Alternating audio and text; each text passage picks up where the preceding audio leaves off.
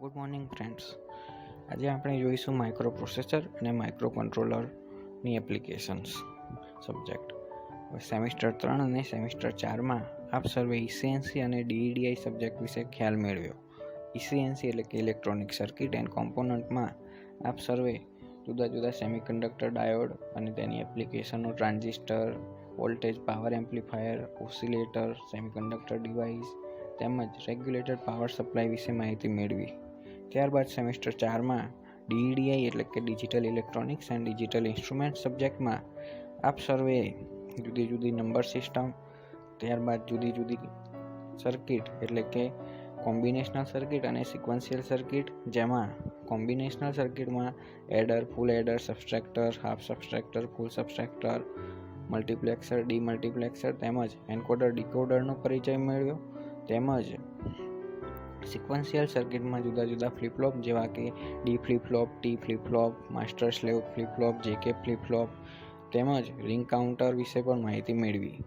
હવે આજના સમયમાં મનુષ્યની જ્યારે એક મર્યાદા આવી ગઈ છે કે મતલબ કે જ્યારે પણ કોઈ વધારે પ્રમાણમાં પ્રોડક્શન મતલબ કે ઉત્પાદન કરવાનું હોય ત્યારે જો મનુષ્ય જાતે જ બધું ઉત્પાદન કરવા લાગે તો તેમાં ક્વોલિટી અને ક્વોન્ટિટીનો સમન્વય જળવાય નહીં. મતલબ કે જો ક્વોન્ટિટી મળે તો ક્વોલિટી નહીં અને ક્વોલિટી મળે તો ક્વોન્ટિટી ના મળે. તો આ પ્રોબ્લેમને નિવારવા હવે દરેક કંપનીઓ મતલબ કે ઇન્ડસ્ટ્રી નાની હોય કે મોટી દરેકમાં દરેક વસ્તુ ઓટોમેટિક હવે થઈ ગઈ છે. મતલબ કે નવા મોટા મશીનો આવી ગયા છે કે જેને મેન પાવર રિડ્યુસ કર્યો અને ઉત્પાદન તેમ છતાં પણ વધાર્યું છે. અને તો આ ઉત્પાદન વધવા મતલબ કે એવું તો એ મશીનમાં શું છે કે જે જાતે નિર્ણય લઈ શકે છે. તો તે જે નિર્ણય લેવાની કેપેસિટી છે જે મશીનમાં એ નિર્ણય મતલબ કે ડિસિઝન મેકિંગ જે વસ્તુ છે તે મુખ્યત્વે માઇક્રો પ્રોસેસર અને માઇક્રો કંટ્રોલરને આભારી છે. માઇક્રો કંટ્રોલર અને માઇક્રો પ્રોસેસર એ બંને વચ્ચે એક નાનકડો તફાવત છે. તો એ તફાવત છે મેમરી છે.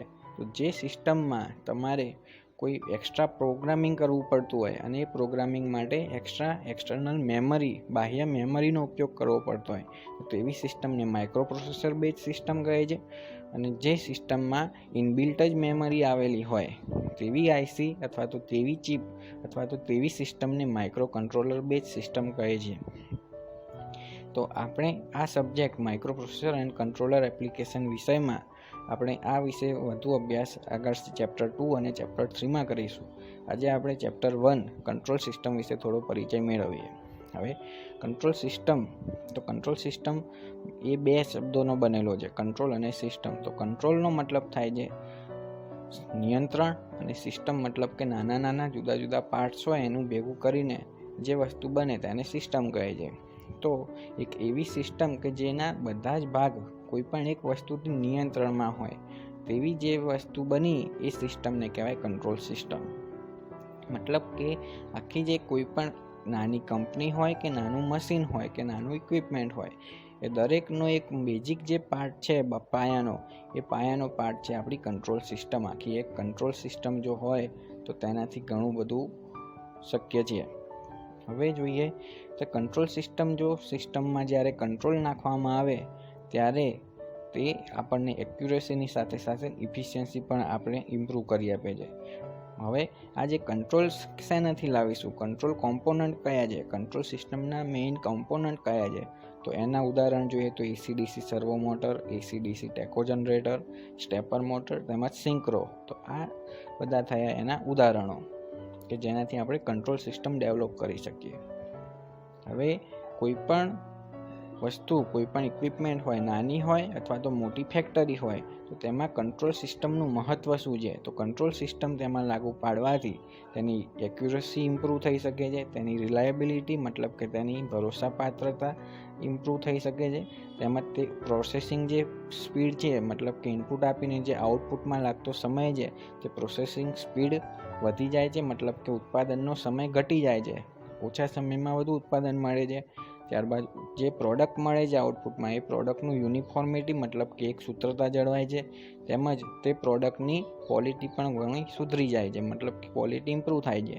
ત્યારબાદ હવે આ સિસ્ટમમાં કંટ્રોલ સિસ્ટમ લાગુ પાડી હોવાથી દરેક પાર્ટ્સમાં ઇન્ડિવિજ્યુઅલ તેનું કંટ્રોલ એટલે કે નિયંત્રણ થાય છે. એના લીધે એક પાર્ટનો ફોલ્ટ બીજા પાર્ટમાં તે લાગુ પાડી શકતો નથી અને તે પાર્ટને જ સેપરેટલી અથવા તો આઇસોલેટ કરી શકીએ છીએ. એટલે કે તે સેફટી બાબતે પણ આપણને ઘણી ઉપયોગી સાબિત થાય છે.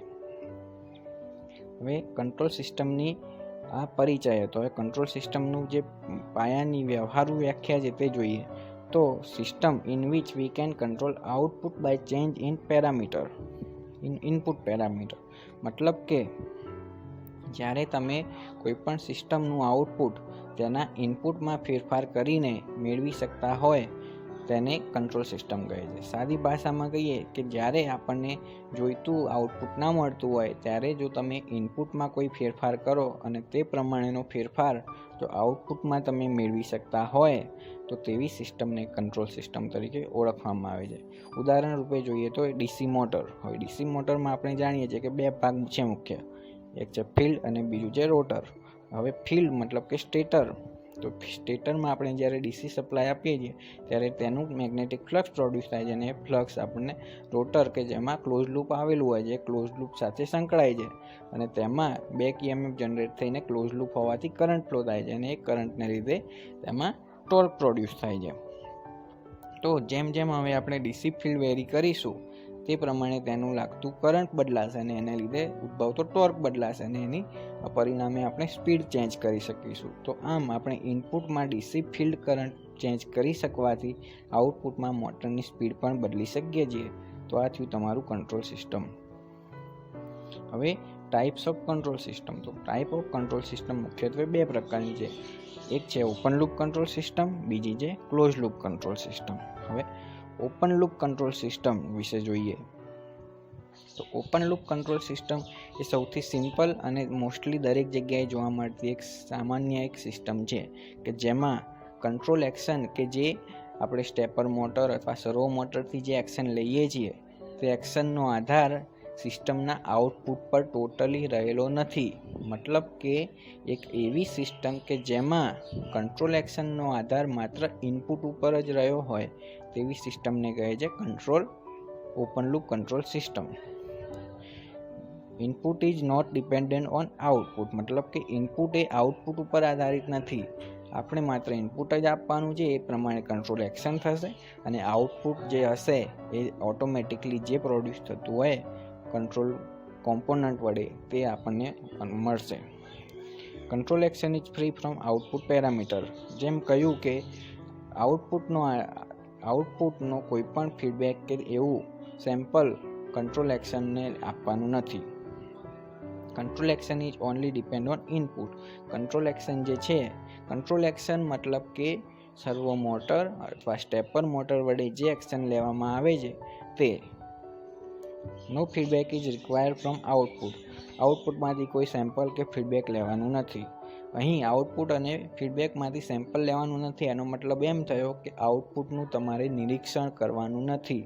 હવે નિરીક્ષણ કરવાનું ન હોવાથી બાહ્ય આઉટપુટમાં ઘણા બધા નોઇઝ, હાર્મોનિક અને ઘણા બધા ડિસ્ટર્બન્સ તેને લાગુ પડી શકે છે, પરંતુ અહીં તેનું નિરીક્ષણ કરવાનું ન હોવાથી તેની અસરો અહીંયા મેક્સિમમ જોવા મળશે. આપણે આ ડિસ્ટર્બન્સને નિવારી શકીશું નહીં, જેને લીધે ઓપન લૂપ કંટ્રોલ જે સિસ્ટમ છે તેની એક્યુરસી બહુ ઓછી હોય છે. ઉદાહરણ તરીકે જોઈએ સેપરેટલી એક્સાઇટેડ ડીસી જનરેટર. હવે સેપરેટલી એક્સાઇટેડ ડીસી જનરેટરમાં મુખ્યત્વે 3 ભાગ છે. એક છે પ્રાઇમ મૂવર, ફિલ્ડ સિસ્ટમ અને આર્મેચર સિસ્ટમ. અહીં જોઈએ તેમ અહીં લોડ RL કનેક્ટ કરેલો છે જેનો રેફરન્સ વોલ્ટેજ મતલબ કે જે પ્રીડિફાઇન વોલ્ટેજ V એને લાગુ પાડે છે. હવે જો આપણે ડીસી ફિલ્ડ સિસ્ટમને ફિક્સ વોલ્ટેજ આપી દઈએ, કોન્સ્ટન્ટ વોલ્ટેજ સપોઝ આપ્યા છે, હવે અને પ્રાઇમ મૂવર એની સ્પીડ પ્રમાણે રોટેટ કરશે, તો અહીં કંટ્રોલ એક્શન આપણી થઈ છે એ પ્રાઇમ મૂવર વડે. તો હવે જેમ જો લોડ RL વધશે તો તેને લાગુ પડતા વોલ્ટેજ ઘટશે અને વોલ્ટેજ ઘટશે તો પાછા વોલ્ટેજ વધારવા માટે પ્રાઇમ મૂવરની સ્પીડ વધારવી પડશે. તે જ રીતે જો RLનો લોડ ઘટશે તો જે લોડ ઘટવાને લીધે વોલ્ટેજ અહીંયા આઉટપુટ સાઈડ વધશે અને વધારે વોલ્ટેજ હોવાથી આપણે સ્પીડ ઘટાડવી પડશે, જે ઓટોમેટિકલી પ્રાઇમ મૂવર વડે રિડ્યુસ કરી શકીશું. તો અહીં ડીસી ફિલ્ડ છે એ અહીંયા કોન્સ્ટન્ટ રાખ્યું હોવા છતાં પણ તેની કોઈ અહીં અસર જોવા મળતી નથી અને વોલ્ટેજ જે આઉટપુટના છે તે રેગ્યુલેટેડ કરી શકીએ છીએ. તો આમ ડીસી ફિલ્ડનું કોઈ પણ ફીડબેક લીધો નથી, તેમ છતાં પણ અહીં સિસ્ટમ ટોટલી કંટ્રોલમાં છે. તો આ થયું તમારું ઓપન લૂપ કંટ્રોલ સિસ્ટમનું ઉદાહરણ, સેપરેટલી એક્સાઇટેડ ડીસી જનરેટર. હવે જોઈએ block diagram of control open loop control system. તો ઓપન લૂપ કંટ્રોલ સિસ્ટમનો બ્લોક ડાયાગ્રામ. તો અહીં આપણે જોઈએ તેમ સૌપ્રથમ કમાન્ડ એટલે કે રેફરન્સ સિગ્નલ અથવા તો તેને સરળ ભાષામાં ઇનપુટ વડે ઓળખવામાં આવે છે. તો અહીં ઇનપુટ સિગ્નલને સૌપ્રથમ કંટ્રોલ એલિમેન્ટમાં આપવામાં આવે છે. કંટ્રોલ એલિમેન્ટ એ એક એમ્પ્લીફાયર પ્રકારનું છે. જે એમ્પ્લીફાયર મતલબ કે તમે જાણો છો તેમ કે એમ્પ્લીફાયર અથવા તો સેન્સર હોઈ શકે. તો એમ્પ્લીફાયરનું કામ શું છે? તો નાના જે સિગ્નલ હોય નાના મેગ્નિટ્યુડવાળા, એ સિગ્નલો ઘણીવાર ડિટેક્ટેબલ અથવા તો મેજરેબલ ફોર્મમાં નથી હોતા. તો તેને એમ્પ્લિફિકેશન મતલબ કે તેના મેગ્નિટ્યુડમાં વધારો કરી તેને પ્રોપરલી સિગ્નલમાં કન્વર્ટ કરવાનું છે. તો અહીં આપણને કંટ્રોલ એલિમેન્ટ વડે ઇનપુટ સિગ્નલને પ્રોપર મેગ્નિટ્યુડમાં કન્વર્ટ કરવાનું કામ કરી આપણને એક્ચ્યુએટિંગ સિગ્નલ આપશે. હવે આ જે એક્ચ્યુએટિંગ સિગ્નલ મળ્યું એ એક્ચ્યુએટિંગ સિગ્નલને આપણે કંટ્રોલ સિસ્ટમ એટલે કે કંટ્રોલ સિસ્ટમ કે જેમાં ડીસી અથવા તો એસી સર્વો મોટર હશે, સ્ટેપર મોટર હશે અથવા તો સિંક્રો આવેલું હશે. તો એવું કોઈ મિકેનિઝમ હશે કે જે ઇલેક્ટ્રિકલનું મિકેનિકલમાં કન્વર્ટ કરી આપતું હશે અથવા તો મિકેનિકલનું ઇલેક્ટ્રિકલમાં, એટલે કે ટ્રાન્સડ્યુસર ટાઈપનું અહીં વાત થઈ છે. તો આમ કંટ્રોલ સિસ્ટમ વડે એક્ચ્યુએટિંગ સિગ્નલનું આપણને આઉટપુટ જરૂરી ફોર્મમાં મળશે, જેને કહેવાય છે કંટ્રોલ વેરિયેબલ અથવા તો આઉટપુટ સિગ્નલ. અહીં તમે જુઓ તેમ કે આઉટપુટ જે કંટ્રોલ વેરિયેબલ છે તેનું ઇનપુટ સાઈડ કોઈ સિગ્નલ એટલે કે સેમ્પલ અથવા તો કોઈ પણ ફીડબેકનો અહીં ઉલ્લેખ કરેલ નથી. માત્ર અહીંયા એક સિમ્પલ એક વન ફ્લો એટલે કે યુનિડિરેક્શનલ અહીંયા એક સિસ્ટમ જોવા મળે છે.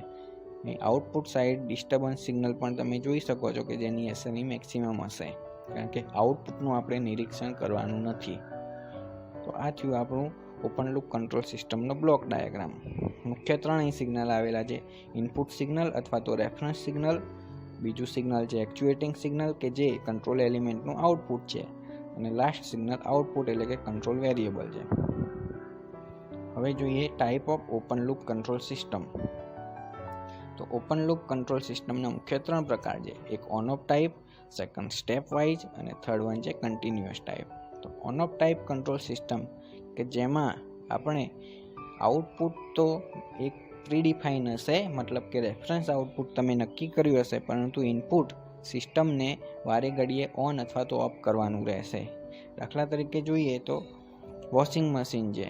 તો વોશિંગ મશીનમાં આપણને ખબર છે કે વોશિંગ મશીનમાં મુખ્ય 3 સાયકલો આવે છે: એક વોશ હોય, રેન્જ હોય અને લાસ્ટ વન હોય સ્પિન. તો વોશ મતલબ કે કપડાં ધોવા, રેન્જ મતલબ કે એને નીચોવા અને સ્પિન મતલબ કે એને સૂકવવા માટે. તો તેમાં જે પ્રમાણે લોજિક ફિટ કર્યું હશે તે પ્રમાણે અહીં તેને પાવર સપ્લાય મળશે કે જ્યારે સ્પિનિંગ સાયકલ હશે તો સ્પિનિંગ થશે, જ્યારે રેન્જ થશે તો રેન્જ થશે અને વોશ થશે તો વોશ. તે રીતે બીજું ઉદાહરણ જોઈએ કે ઇલેક્ટ્રિક આયન. તો ઇલેક્ટ્રિક આયનમાં ધારો કે કોટનમાં તમે ઇસ્ત્રી કરી રહ્યા છો, તો ઓટોમેટિક ઇલેક્ટ્રિક આયન હશે તો કોટનમાં એ ઓટોમેટિક આપણે એનું પોઇન્ટર સેટ કરવાનું રહેશે કે ધારો કે એ 70 ડિગ્રી સુધી ગરમ થશે. તો જ્યારે પણ તેનું ટેમ્પરેચર 70 ડિગ્રી ઉપર જશે ત્યારે ઓટોમેટિકલી એનો પાવર સપ્લાય ઓફ થઈ જશે, અને જેવું ટેમ્પરેચર 70થી નીચે આવશે ત્યારે એનો પાવર સપ્લાય ઓન થશે. તે જ રીતે આપણે જોઈએ એસી અને રેફ્રિજરેટર. તેમાં પણ એક જો નક્કી ટેમ્પરેચર હોય, એ ટેમ્પરેચરથી જો નીચે જશે તો એ કોમ્પ્રેસરને ઓટોમેટિકલી ઓફ કરશે, અને જો ટેમ્પરેચર એનાથી ઉપર જશે તો ઓટોમેટિકલી કોમ્પ્રેસર ઓન થશે. આમ ઇનપુટ જે છે સિસ્ટમનું, એ સિસ્ટમનું ઇનપુટ ઓન ઓફ વારે ઘડીએ થયા કરશે અને એ પ્રમાણે આઉટપુટને મેન્ટેન કરવાનો એ ટ્રાય કરશે. સેકન્ડ જોઈએ સ્ટેપ વાઇઝ. તો અહીં સ્ટેપ વાઇઝમાં ઇનપુટ જે છે સિસ્ટમનું, એ સિસ્ટમનું ઇનપુટ આપણે સ્ટેપ બાય સ્ટેપ આપીશું. ધારો કે એનું એક્ઝામ્પલ જોઈએ તો ફેન રેગ્યુલેટર. ફેન રેગ્યુલેટરમાં આપણે જોઈએ તો જે પ્રમાણેની આપણને આઉટપુટની સ્પીડ જોઈતી હોય તે પ્રમાણે ઇનપુટમાં આપણે રેગ્યુલેટર વડે રેઝિસ્ટન્સને કટ ઓફ કરીએ છીએ. તે જ રીતે ટેપ ચેન્જર, તો ટેપ ચેન્જરમાં પણ આપણને સેકન્ડરી સાઈડ આઉટપુટમાં જેટલા વોલ્ટેજ જોઈતા હોય તે પ્રમાણે આપણે ટેપ ચેન્જરનું પોઇન્ટર સેટ કરીશું અને વેરિયાકની મદદથી આઉટપુટ વોલ્ટેજ જરૂરી પ્રમાણમાં મેળવી શકીશું. ત્યારબાદ જોઈશું કન્ટિન્યુઅસ ટાઈપ, મતલબ કે તેમાં ઇનપુટ છે એ કન્ટિન્યુઅસલી આપણે આપીશું. અહીં કન્ટિન્યુઅસ ટાઈપમાં જોઈએ તો એ ગ્રેડ્યુઅલી કોઈ પણ ઇનપુટ હશે એ સિગ્નલમાં ગ્રેડ્યુઅલી ફેરફાર થશે. અહીં જે ફેરફાર છે એ આપણે ડિટેક્ટેબલ નહીં હોય. એક્ઝામ્પલ પ્રમાણે જોઈએ તો lamp controller using variable register, તો જ્યારે પણ કોઈ પણ લેમ્પ હોય એની ઇન્ટેન્સિટી તમને કોઈ ફેરફાર કરવી હોય, કારણ કે થિયેટરમાં, તો થિયેટરમાં એકદમ લાઇટ ઓન કે ઓફ થતી નથી, ધીમે ધીમે થાય છે. તો એ લાઇટ ધીમે ધીમે ઓન અથવા તો ઓફ જે કરીએ છીએ તે આપણને વેરિએસ્ટરમાં જુદા જુદા વેરિયેબલ રજિસ્ટરની વેલ્યુ ચેન્જ કરવાથી મળશે, એટલે કે સ્મૂથ તમને અહીંયા વેરિએશન જોવા મળશે. ત્યારબાદ જોઈએ ક્લોઝ લૂપ કંટ્રોલ સિસ્ટમ. તો ક્લોઝ લૂપ કંટ્રોલ સિસ્ટમ એ થોડી કોમ્પ્લેક્સ છે, પરંતુ તે એક્યુરેસીમાં ઓપન લૂપ સિસ્ટમ કરતાં ઘણી વધારે છે. કારણ કે અહીં ઓપન લૂપમાં આપણે જોયું તેમ આઉટપુટનું કોઈ પણ સેમ્પલ કે ફીડબેક લેવાનું હતું નહીં, જ્યારે ક્લોઝ લૂપમાં આપણને ફરજિયાતપણે આઉટપુટનું સેમ્પલ અથવા તો ફીડબેક સિગ્નલ લેવું જરૂરી છે અને તેને આધારે જ આપણે ઇનપુટમાં વેરિએશન કરી કંટ્રોલ એક્શનમાં જરૂરી ફેરફાર કરીશું. તો અહીં જોઈએ કે control action depend on both input as well as output parameter. જેમ કહ્યું તેમ કે કંટ્રોલ એક્શન જે છે એ ક્લોઝ લૂપ સિસ્ટમમાં ઇનપુટ અને આઉટપુટ એ બંને પેરામીટર ઉપર આધારિત છે. હવે આઉટપુટ ઉપર આધારિત હોવાથી આપણને આઉટપુટ જે મળ્યું તે આઉટપુટનું આપણને ફરજિયાતપણે તેનું ફીડબેક જરૂરી છે. Output disturbance can be nullify. અહીં આઉટપુટનું ફીડબેક એટલે કે સેમ્પલ લીધું હોવાથી આપણે આઉટપુટનું નિરીક્ષણ કર્યું અને એ નિરીક્ષણને આધારે આપણે બાહ્ય ડિસ્ટર્બન્સની જે અસરો છે તે અસરોને જાણી શકીએ અને તેને નલિફાઈ કરવાનો અહીં પ્રયાસ કરી શકીએ અને તેને ટોટલી નાબૂદ પણ કરી શકાય છે. અહીં ડિસ્ટર્બન્સને ટોટલી નલિફાઈ કરી શકાતું હોવાથી ઓપન લૂપ કંટ્રોલ સિસ્ટમ કરતાં ક્લોઝ લૂપ કંટ્રોલ સિસ્ટમ એક્યુરેસીમાં વધારે છે. ક્લોઝ લૂપ કંટ્રોલ સિસ્ટમનો બ્લોક ડાયાગ્રામ જોઈએ તો ક્લોઝ લૂપ કંટ્રોલ સિસ્ટમમાં સૌથી પ્રથમ જોઈએ તો ઇનપુટ કમાન્ડ છે, મતલબ કે રેફરન્સ સિગ્નલ છે. તે રેફરન્સ સિગ્નલને આપણે આપીશું કમ્પેરેટરમાં. હવે કમ્પેરેટર એટલે કે એક તફાવત આપણને આપશે બે સિગ્નલોનો. તો કમ્પેરેટરે આપણને આઉટપુટ સાઈડ જે ફીડબેક સિગ્નલ મળ્યું તે તેમજ જે રેફરન્સ સિગ્નલ છે એટલે કે ઇનપુટ સિગ્નલ એ બંને વચ્ચેનો તફાવત આપશે અને એ તફાવત જે આપ્યો એ તફાવતને કહે છે એરર સિગ્નલ. હવે આ એરર સિગ્નલ એ ઘણીવાર ખૂબ જ નાનું હોઈ શકે છે, તો એ એરર સિગ્નલને મેજરેબલ અથવા તો સેન્સેબલ ફોર્મમાં કન્વર્ટ કરવા એમ્પ્લીફાયર અથવા તો સેન્સિંગ એલિમેન્ટ આવશે. હવે આ સેન્સિંગ એલિમેન્ટ અથવા તો એમ્પ્લીફાયર એલિમેન્ટનું કામ શું છે કે જે નાનું એરર સિગ્નલ હતું એને ડિટેક્ટેબલ ફોર્મમાં કન્વર્ટ કરી આપવાનું અને એક્ચ્યુએટિંગ સિગ્નલ આપવાનું.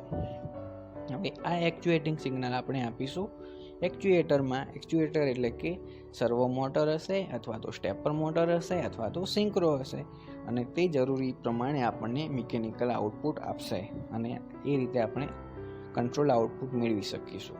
તો આમ મુખ્ય એના કોમ્પોનન્ટ છે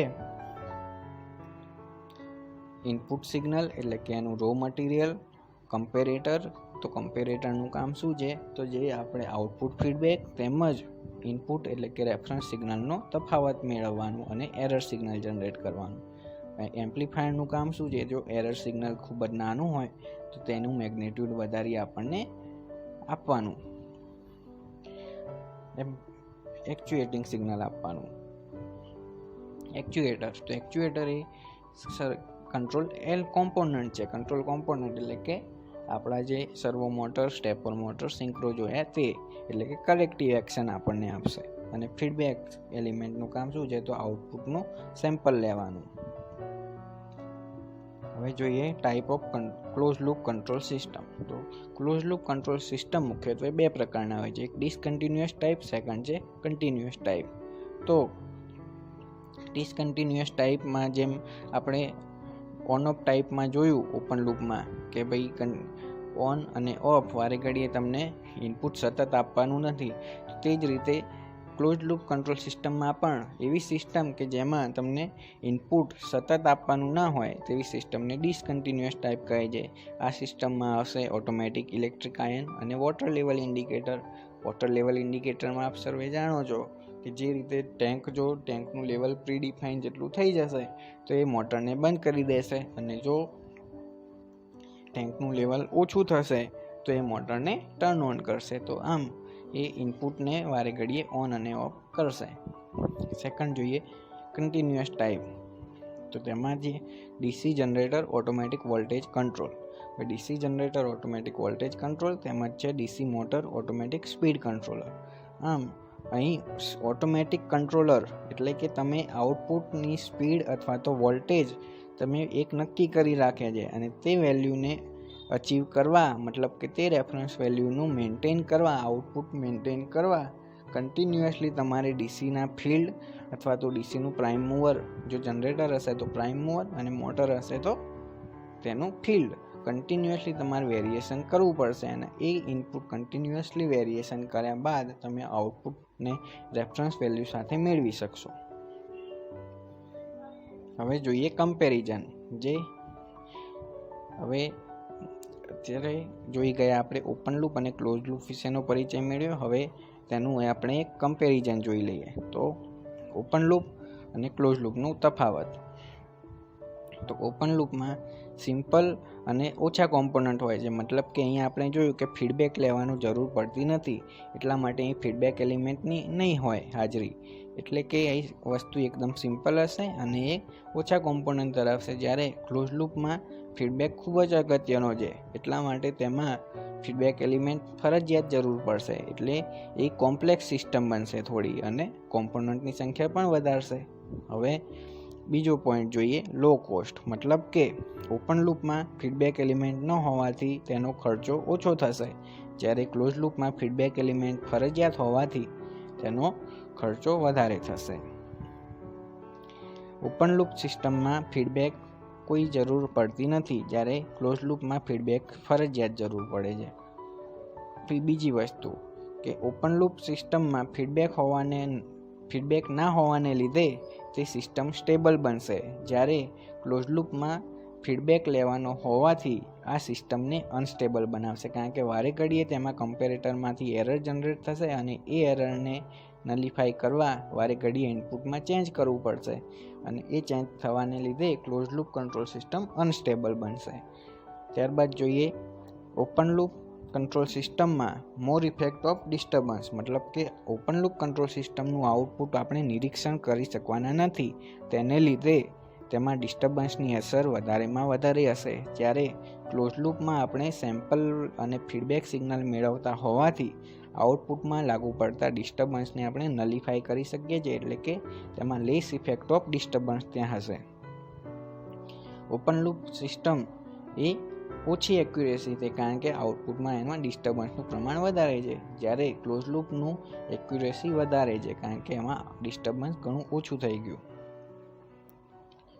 તો open loop system is good four non input, મતલબ કે જે જગ્યાએ ઇનપુટ તમને ખબર છે કે ભાઈ આટલું ઇનપુટ કોન્સ્ટન્ટ ફિક્સ જ છે અને એ પ્રમાણે આઉટપુટ મળવાનું જ છે, તો એવી જગ્યાએ આપણે ઓપન લૂપ કંટ્રોલ વાપરી શકીએ છીએ. પણ જે જગ્યાએ આપણને ખબર નથી કે આટલા ઇનપુટ આપવાથી આટલું આઉટપુટ મળશે, એવું કોઈ નક્કી ના હોય, એ વખતે આપણે ક્લોઝ લૂપ વાપરવું પડે, મતલબ કે close loop control system is good for unknown input.